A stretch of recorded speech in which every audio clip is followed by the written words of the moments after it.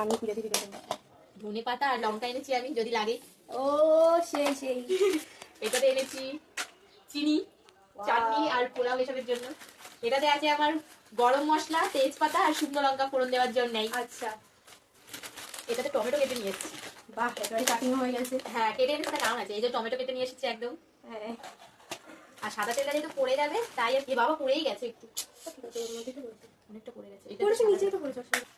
দুটো আলু, আমি আলু আনতে পারিনি।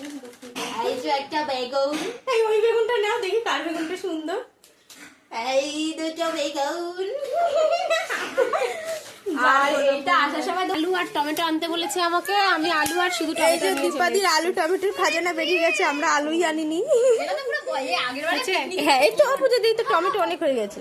তো বন্ধুরা, আমাদের পিকনিকের সবজিগুলো কালেক্ট হয়ে গেছে। এই হচ্ছে পূজাদি, দীপাদি আর আমি। এখন সবজিগুলো সবাই কেটে নিচ্ছিলাম।